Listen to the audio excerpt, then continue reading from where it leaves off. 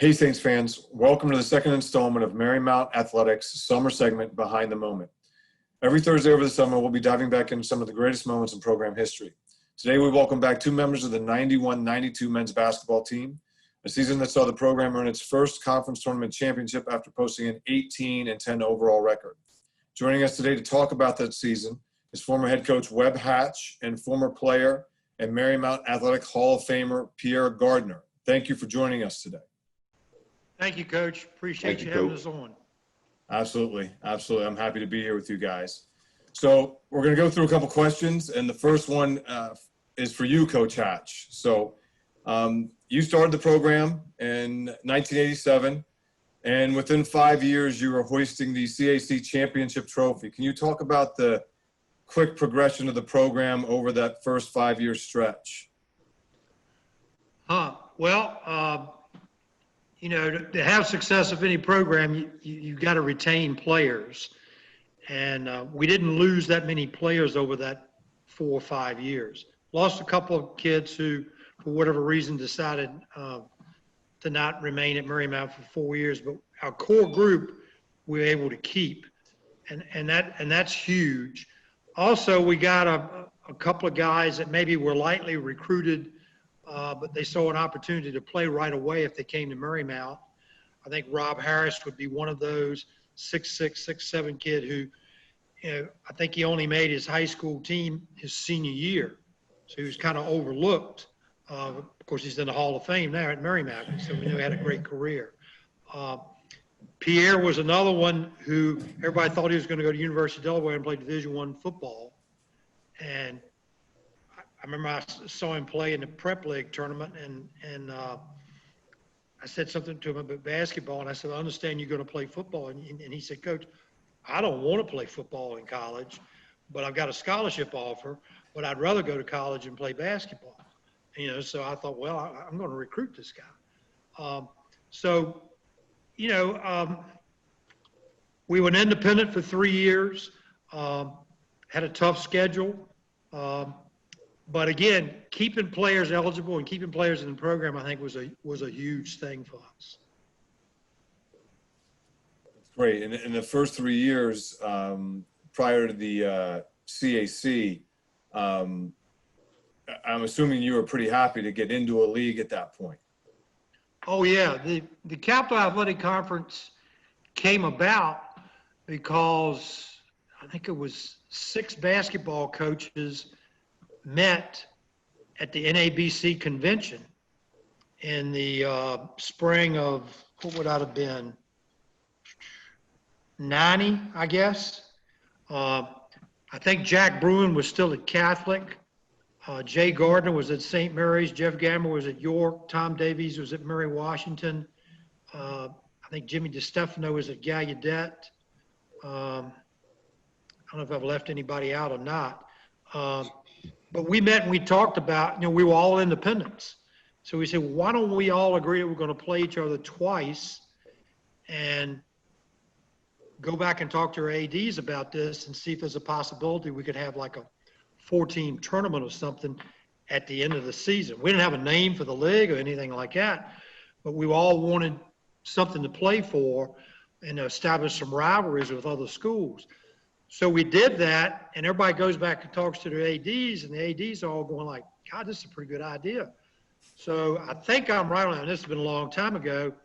The athletic directors met late that spring, early that summer down at St. Mary's to talk about the whole concept and how that came the Capital Athletic Conference, you know, which was a multi-sport conference. But it all came about because you had 5 or 6 men's college basketball coaches who were frustrated at playing independent schedules and trying to schedule people and not having anything to play for at the end of the year.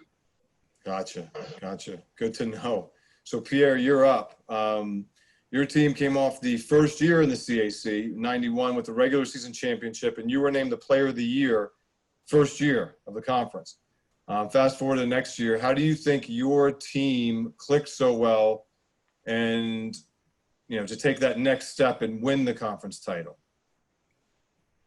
Well, like Coach said, we had a core still there. And the new guys that came on, you know, they really helped us out a lot. But for the most part, it was about vengeance for us. You know, we felt we got robbed the year before when Rob Harris, we call him Chief, blocked the guy's shot with 2 hands, no body contact, anything at Marymount. And the guy, I think his last name was Kane for St. Mary's, made 1 or 2 free throws. And it hurt a lot of people that year to finish, 9-1 in the first year of the conference, and then go all the way to the championship, just beating everybody, and then get to the championship and at home, we get a call like that. We watched the video over and over and over. And I mean, I guess it's just the way it is because it put a spark under us. Man, we didn't care. We finished first, second, third, fourth, or last in the conference. We wanted that championship the following year.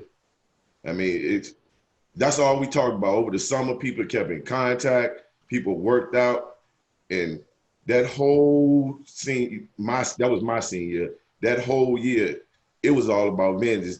You know, they had something so close, but it would be actually so far after that 1 year. And, you know, some of the guys like Scott Benson, which is Noodles, Cam, Chief, and them, they didn't get to taste it the next year. That was their senior year. I had one more opportunity. Yeah. And, you know, the guys that were still there, a couple of the guys, they took it to heart with me too. Even the new guys that came in that hadn't even played wanted vengeance because they heard what had happened in previous years. So, I mean, it was a great experience, a learning experience, and it just made us hungry.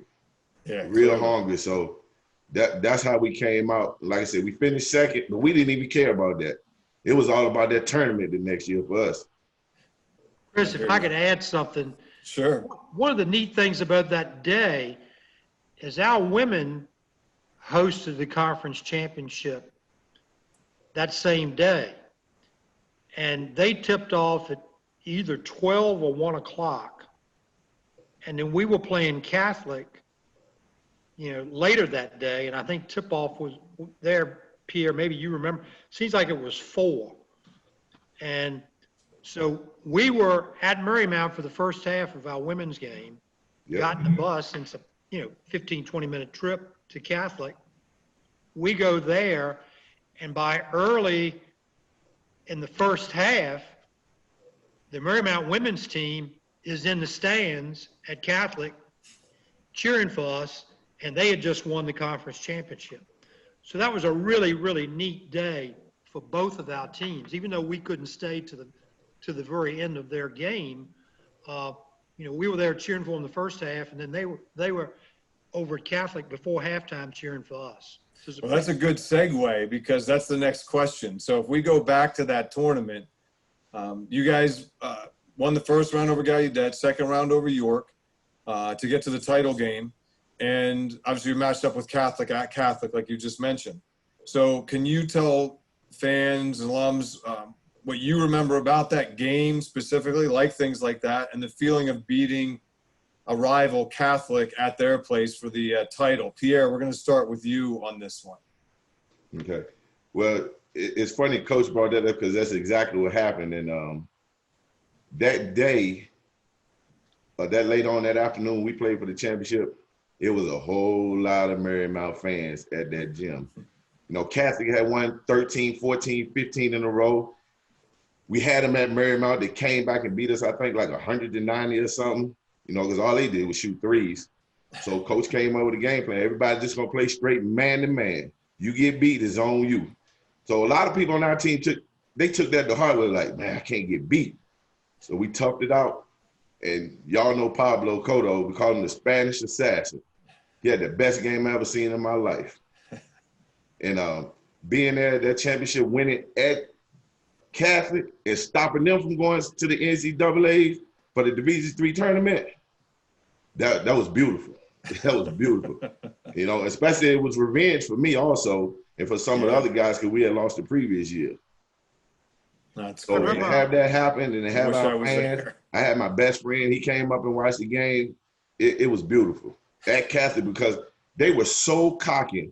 And everybody know about their coach, Valvano. He was so cocky. And they players was cocky. And, they jumped on us at first. We just kept picking away. Everybody stepped their game up.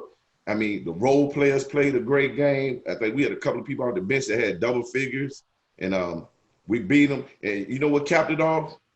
At the end of the game, we got a fast break. And guy we call Schmidt got a dunk that capped it off. And they were so sad. They looked like we looked the previous year. And I didn't mind. I remember the night before the game, I was watching some tape at home. And like Pierre said, they love to shoot the three. They were probably, a little ahead of their time because everybody shoots so many threes now. And one of the things I told our guys in the locker room before the game that Saturday is some people talk about run people off the three-point line. I'm sure you may have done that at times when you played somebody. We just told our guys we can't help on defense like we normally do. When you're on the weak side, you're gonna have to stay closer to your guys because what they love to do is either make skip passes or penetrate and kick out to the weak side and to get those wide open threes.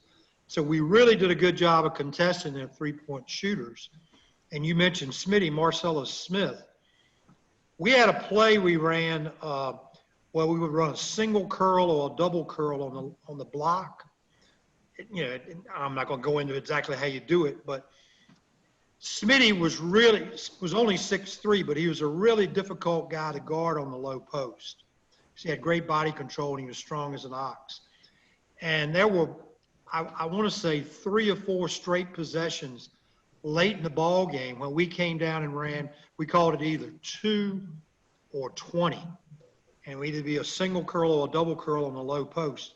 And we got the ball into Smitty and they couldn't stop him. And he either got fouled or he scored. And Pierre, was that the game that Pablo did not miss a shot? Pablo didn't miss a shot. That's why I call it the perfect game. I think he was like 29. He was like 9 for 9 or 10 for 10 from the line and 7 for 7 or 9 for 9 from the floor. It was almost a perfect game for him. Pablo was 6'5" post player, obviously, in the Hall of Fame too. Yeah. It was a good team. You Very were good Rob team. and those guys. Yeah, really good team. Good. So, Coach, this one's for you. You recently retired after 19 years at Frostburg. What was your total coaching? I don't have your total. How many total years did you coach in college? Well, I coached for 44 years. I was a high school coach, either assistant or head coach at the high school level for 5 years. I was an assistant at Virginia Wesleyan for 9 years, head coach at Marymount University for 10, assistant at VMI 1, and then head coach at Frostburg State for 19. So that's 44 years. Wow. And the last 2 years, I've been a volunteer assistant at First Colonial High School, which, allows me to stay involved, but I don't have to deal with all the headaches. Yeah, I hear you. Well, all the other head coaches deal with anymore. You show up for practice and meet the team at the game and don't ride the school bus and all that stuff. Well, I'm sure you remember this. We had a prearranged send-off for you when you coached your last game at Frostburg at Marymount. So we'd like to know about your feelings from that day. Obviously coaching a different team, but coming into a place that you had a lot of really good days and seasons, I'm sure at. How did you feel? That was and I know Pierre was very much behind that day, and I love him for that. That was a pretty neat thing. Cam Falkenhagen told me after that game, because you guys came back and beat us. It was a good ball game, very close, and you guys made a run at the end and won the game. I remember Cam said, "Gosh, Coach, I'm sitting there and I'm a Marymount alum, but I'm kind of going, I'm rooting for you." So I didn't know exactly what I wanted the outcome to be, but I think there were about close to 15 guys, former players, that came back that day, plus a couple of wives, plus Jeanette and Stephanie, 2 managers. It meant an awful lot to me that the guys would come back. And even my AD at Frostburg State, Troy Dell, I remember I saw him at the, in the second half of the women's game, and it was kind of unusual for Troy to be at one of our road games. I said, "What are you doing here?" He said, "Well, I wanted to make sure the car got here." And I said, what are you talking about car? He said, well, we got a rental car for you, so you don't have to ride the team bus back, because you got some guys here at Marymount that have got something planned for you after the game. And that's the first time I knew anything was going on. Other than I knew quite a few of the guys are going to be there. So, I really appreciate it. And I know, Pierre, you had talked to Troy about that, saying, is any way Coach Hatch cannot ride the team bus back to Frostburg after the game. So that was a pretty special day. And we had dinner after, Cowboy Cafe, is that where we went? Yes, sir. Afterwards, yeah. Yeah, afterwards. So meant an awful lot to me. I mean, I enjoyed hearing the stories and hanging out with everybody at the main house. In fact, I think some of your teammates, Pierre, were joking that was the first time they'd ever been in the main house. Mm-hmm. Probably right. You're probably right, it was. Which I thought was hilarious, because we go in there all the time, but they didn't know what to do at first when they walked in there. So different times, I guess. So Pierre, this one is for you. You're in a lot of recognition as a Saint, going down as one of the best players in program history. And this is what I was going to tell you about Rob Harris. Rob Harris told me you are the best player in program history. So that we didn't have to be, there's no gray. So I just want to let you know that he said that. Tell us about your time with the program and how you've seen it grow over the years. Okay. Well, as Coach told you, I didn't like playing football. It was just, I guess you could say, a hobby when I went to Blue Ridge Prep School. And everybody always told me, you too short, you need to just play football. And, when people tell you stuff, you want to prove them wrong. You want to try to do the opposite if it's something you love to do. I grew up loving basketball. I grew up just loving the game and being around friends who loved the game. So when Coach came to me at, I think it was a Woodbury Forest game, and I had a good game, we wound up winning the prep league that year. But we wasn't supposed to go to the tournament, which is funny because our record wasn't good enough to go. But Woodbury Forest couldn't go, so the coach at Norfolk Academy was on the board. He asked us to come. We were the 12th seed. This was my junior year. We were the 12th seed. Went down there. We beat Nancy Suffolk. They was one of the high-scoring teams in that area, and we ran through them. And then we played, I can't remember the other game, but we had to play 2 games in one night. So we played Benedictine, who was the #1 team out of the whole thing. We played Christ Church. So they were 1 and 2, and we beat both of them my junior year and win the states. So right there, that made me even more hungry to play basketball. Yeah. And then, my parents helped me out. My dad, I got the Pell Grants and stuff. I wound up going to Marymount, and the rest speaks for itself. I met Coach. If any problems that I had, I could talk to Coach. Well, it was one issue we did have. Chris, you might know this. A lot of kids, athletes don't go to school the first week. They just get the syllabus, But this would show me that some teachers care.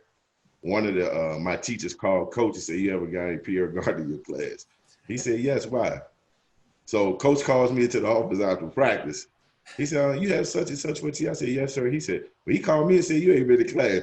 I said, "Coach, it's just the first week. It's just syllabus." But that guy showing that he cared, I never missed his class again. If we got back at 2:00 in the morning from a game, I was at his class the next day. So around in that area, being at Marymount, people cared. And you don't find that a lot today, and then as Marymount, we played. A lot of people don't know we had a winning record our first year, and we didn't play a soft record. We almost beat Bridgewater, who was ranked in the country. We finished #7. Finished 13-9 our freshman year.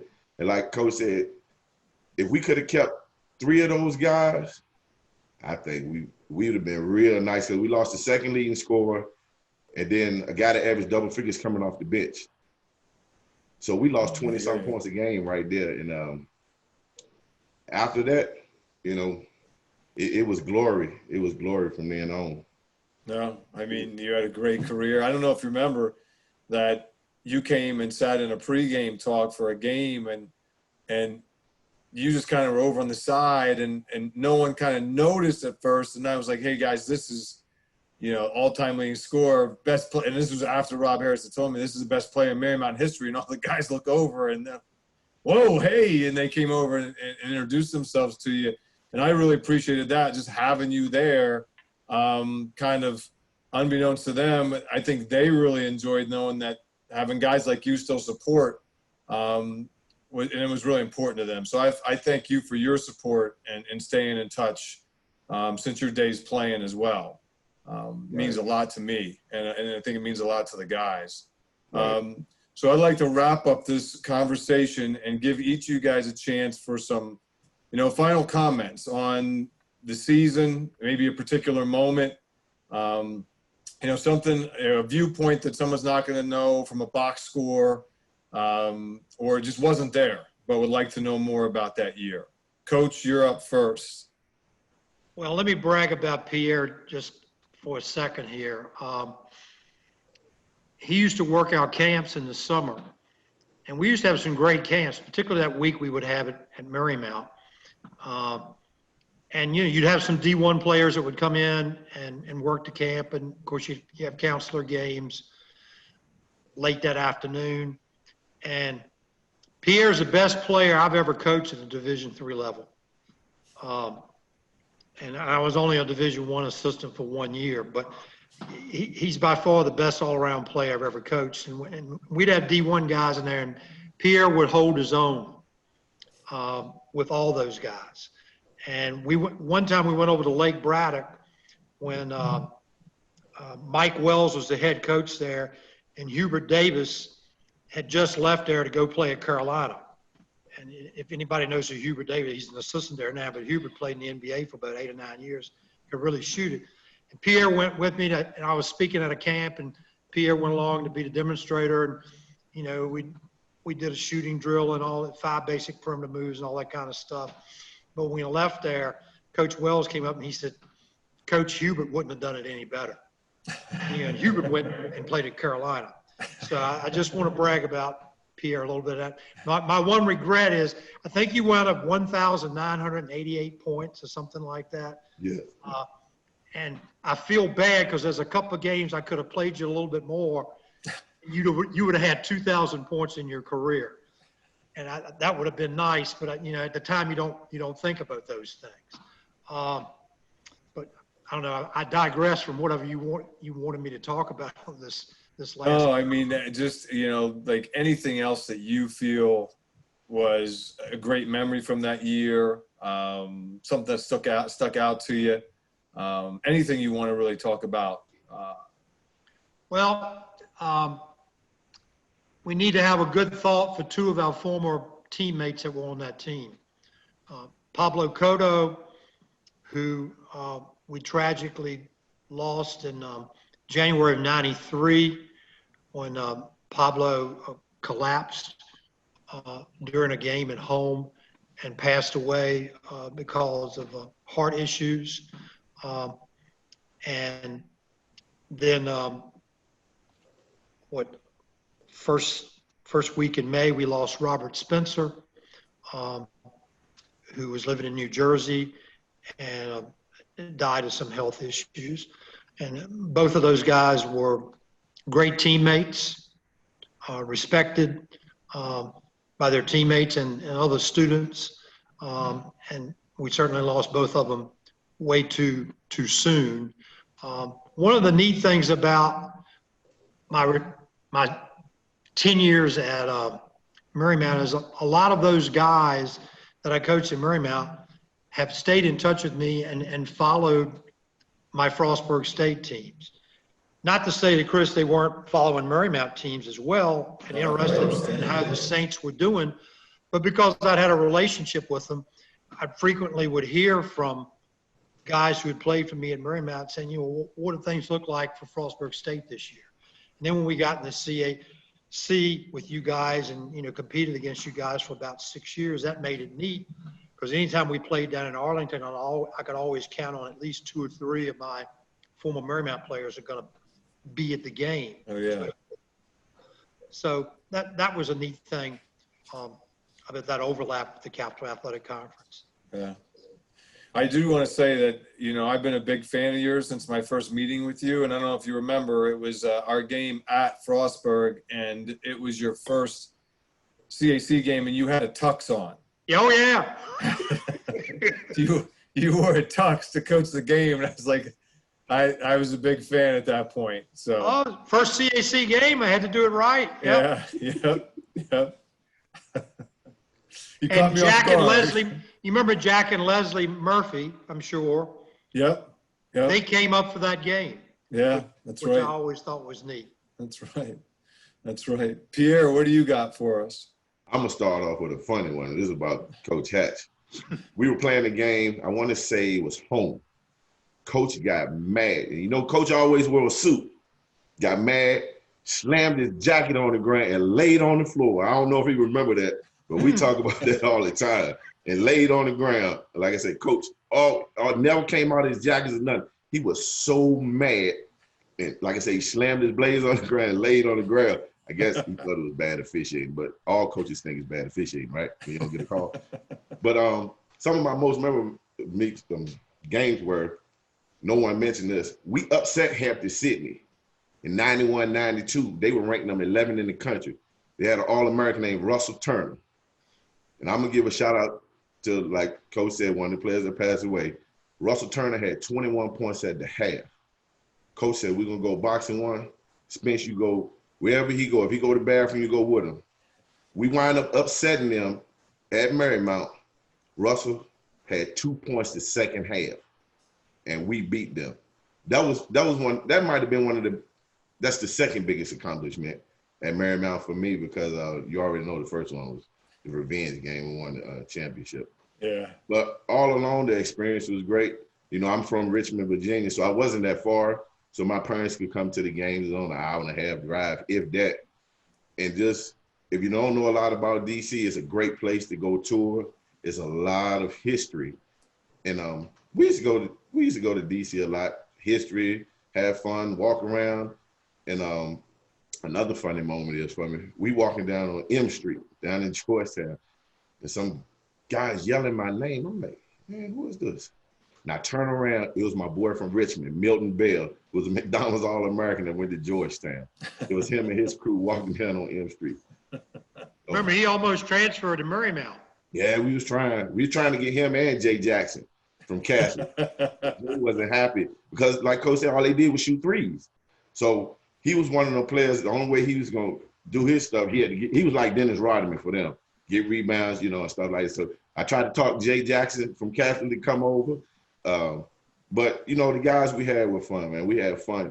And the thing that made it great was that it wasn't just about basketball. We all communicated and hung out off the court.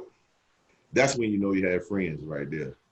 Well, I can tell how close you guys were at that reception for Coach Hatch. I mean, you guys were acting like no time had passed, and it was 20-some years later. And, it was awesome to see. And that's what I hope for our guys, that they have that experience when they're 10, 20 years out, that they're, able to enjoy themselves like that. So both of you guys, thank you. Learned a lot about the program today. I appreciate your time. And that'll wrap up our second installment of Behind the Moment. I'd like to thank Coach Hatch and Pierre for joining us, helping us relive a great moment in Marymount athletics history. Please tune in next Thursday as we bring another installment of Behind the Moment.